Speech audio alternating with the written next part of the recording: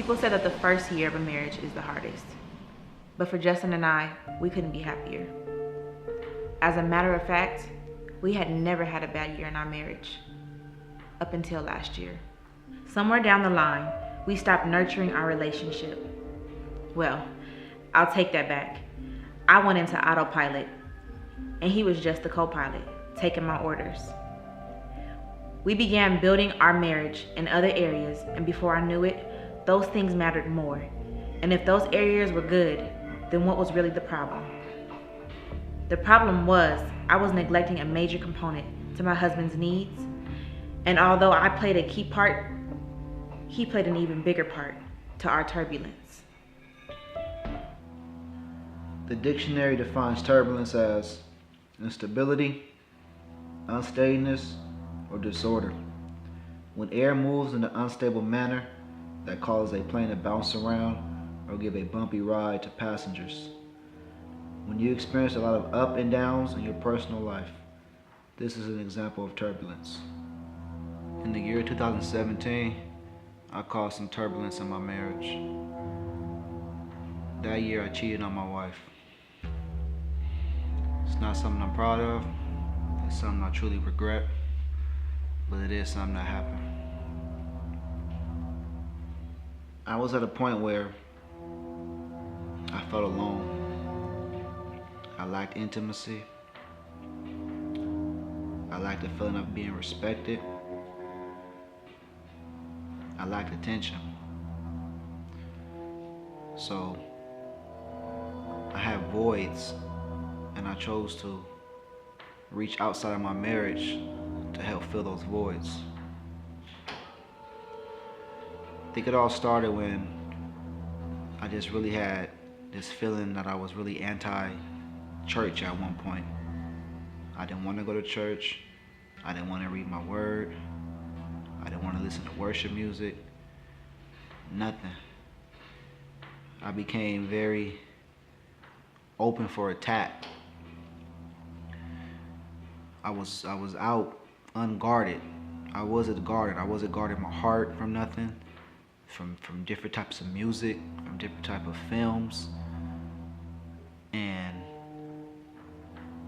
it just opened me up to a whirlwind of things. And some of those things I'm seeing in movies, some of those things I'm hearing in music, I wanted to reenact that. My flesh rose back up, and it caused me to act in a manner that wasn't me. I'm not proud of it. I wish I could go back and do it all over again.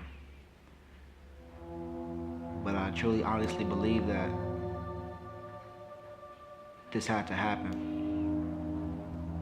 God knows the beginning, the middle, and the end. And with him being the master author, he already wrote this out. So we did go through this. Some know, some didn't know. But honestly, I believe this has made us stronger.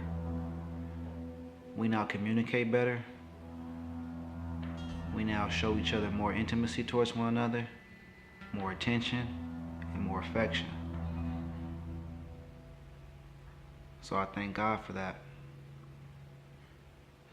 Yeah, we experienced turbulence. We were on this flight of marriage. We had some bumps on our flight, some hiccups. But it gets to a point where you have to hear that call from the cabin, be able to know when it's time to put your seatbelt on, hold tight, and just continue with the flight. And I believe we did that. And I believe that's why we are able to do these videos here today. Be transparent, talk about the situation. Was it easy in the beginning? No.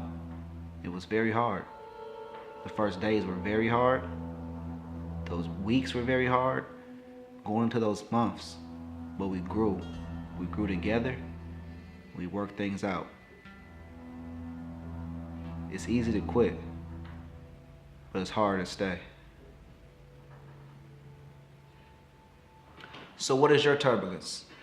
Is it finances? Is it communication? Maybe addictions? Whatever it is, the flight will still continue if you take the proper steps to buckle up and get ready for the ride. I know you're probably wondering why we laid it on you so heavy on a Christmas Eve. But this was the greatest gift God could have given us, was reconciliation. We're celebrating the birth of Christ.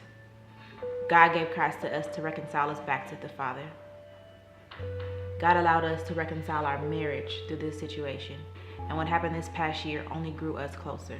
And what the enemy meant for evil, God meant for good. So take this testimony that we just shared with you as a lesson learned. You guys don't want to ever be in this situation. And if you have ever gone through this situation, let this be a testimony of comfort and of healing. And just to know that you guys can work through it if you choose to work through it. As I said earlier, it's easy to quit, but it's even harder to stay.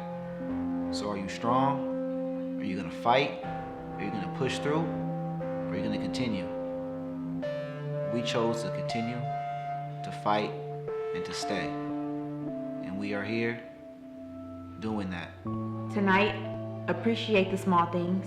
Overlook the material things. And accept the challenging things as a chance to have God's best. In the words of the great Theodore Roosevelt, nothing worth having comes easy.